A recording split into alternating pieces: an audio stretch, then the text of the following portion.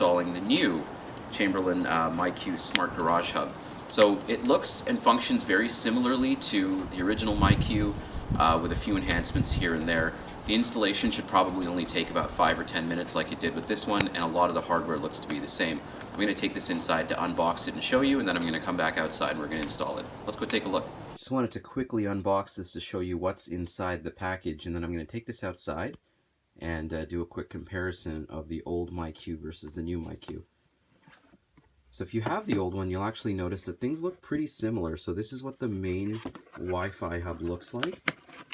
Very similar in shape and size to the old one. I would imagine that the old mount probably works on this one as well. They do look very similar.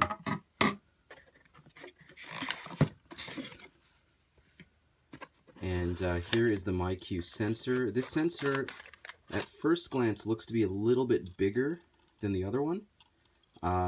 But I bet when I take it outside, I'll see that they're really similar in size. This one does look a lot like the old one as well, except for the fact that you've now got the MyQ logo instead of the Chamberlain one.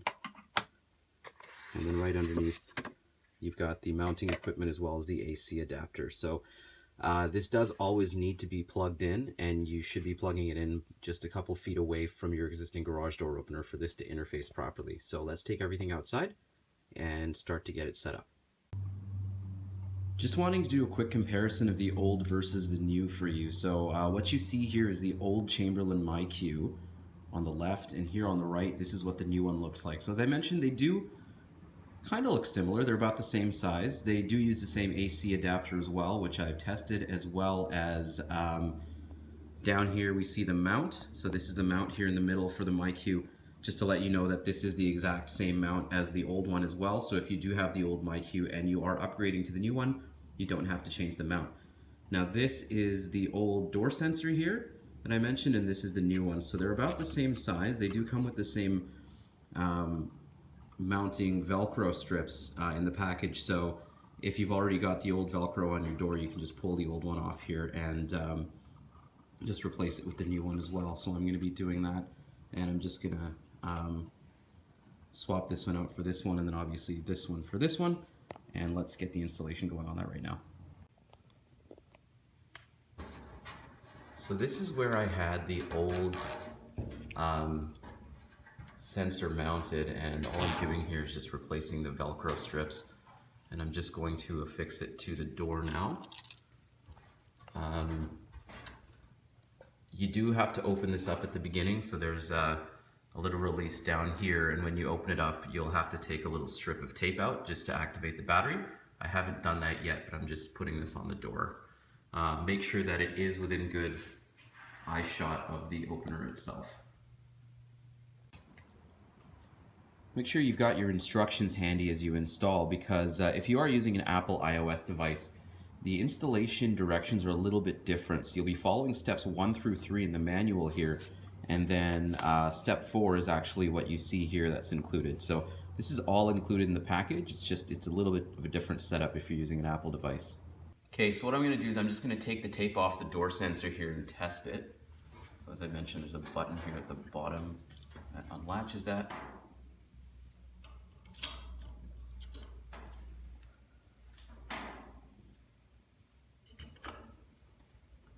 Okay, so now it's recommending that you press the test button here to see if the light lights up, and to do it about 6 times. The instructions do recommend that you check the battery on this every 6 months or so. With my last MyQ, I got about 2.5 years out of the first battery, so it looks like we're set to go there. We'll move on with the next steps of the installation now. Okay, so we're gonna just quickly do a test on the sensor now. As I mentioned, this always does have to be plugged in, so I'm gonna plug in the AC adapter up here. And what I'm gonna do is I'm just gonna plug this into the MyQ hub. So what we're gonna do at this point is just plug it into the side and wait for the test light to light up. Okay, so my test lights just went off. The blue light here means that it's ready to connect to Wi-Fi, and that's gonna be our next step. Alright, so the next thing that we're going to do is we're going to follow the Apple iOS instructions to connect the hub to my phone. So what you're going to have to do is go to your iOS settings and find the MyQ broadcast. Okay, and now that we're connected, we follow the instructions to go to setup.myqdevice.com. All right, so the next thing for us to do is to synchronize the MyQ hub to the app. I've already got the app open, as you can see, and removed my old MyQ, so I'm going to add the new one now. We will connect it to, we're going to add a new place. Okay, so it's asking for the MyQ serial number at this point, which I'll fill in.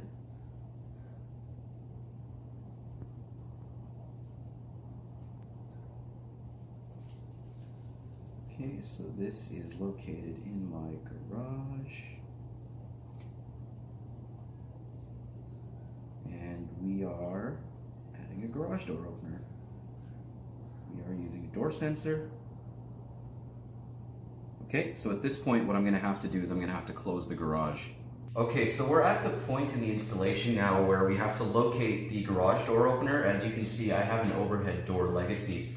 Now, one thing that I quickly wanted to mention is that this does work with most garage door openers that were manufactured after about 1993, with the exception of Genie and overhead door. There are a couple Genie and overhead door models, including the Legacy here, that are compatible, but they're only compatible if they were manufactured in 1996 or newer. My sticker here says that it was manufactured in the 42nd week of 1996, so I'm fine. I'm going to select that I have an overhead door, and we have to move ahead to program the door opener now. So it says here that I've got to locate the program button on the garage door opener and be ready to press it. You might need to bring out your instruction manual to figure out which one the program button is, because you might have different things like code button and things like that. So that's going to be our next step here. Okay, so it's recommending that I press and hold the program button until the LED turns on. That's the code button here. So I'm going to release. So it's going to attempt to sync up at this point.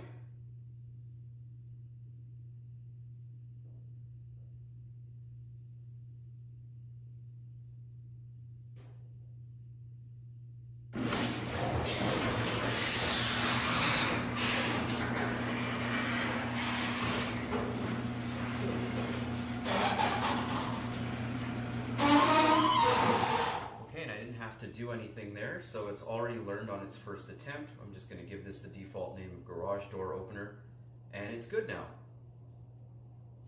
So as you can see now, it's showing that it's been open for 15 seconds. So what I'm going to do is I'm going to press the garage door icon here, and you'll see what the MyQ does to actually close and notify that we're closing.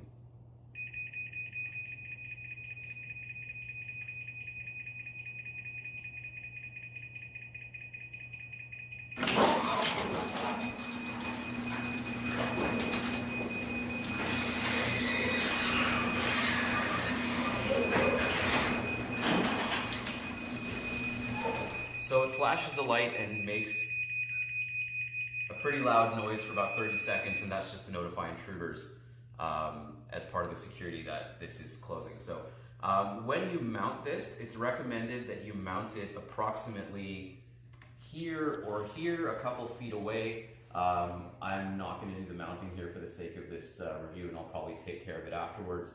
Everything comes in the package. It's already got the drywall screws and the anchors and things, so it should only take about 5 minutes. But that's really the ins and outs of the Chamberlain MyQ. Do you remember what I was saying about garage door compatibility and subtle nuances between overhead door and Genie? If you're in doubt about your opener, Chamberlain does have a basic compatibility page to help you out in figuring out whether your opener will work. Chamberlain also keeps a list of partner programs the MyQ works with, including IFTTT and Google Assistant. Both of these pages are linked in the blog review for your convenience, but pay careful attention to the fine print because some of them require longer subscription fees after a free trial.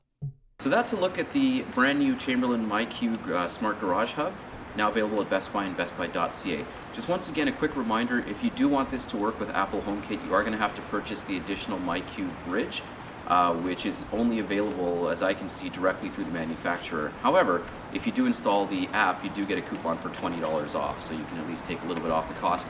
It's probably going to run you about $100 Canadian otherwise. But in the meantime, this is now available at Best Buy and BestBuy.ca. I'm Matt. Please subscribe to the channel for more reviews like this one and for more smart home advice and reviews. We'll see you next time.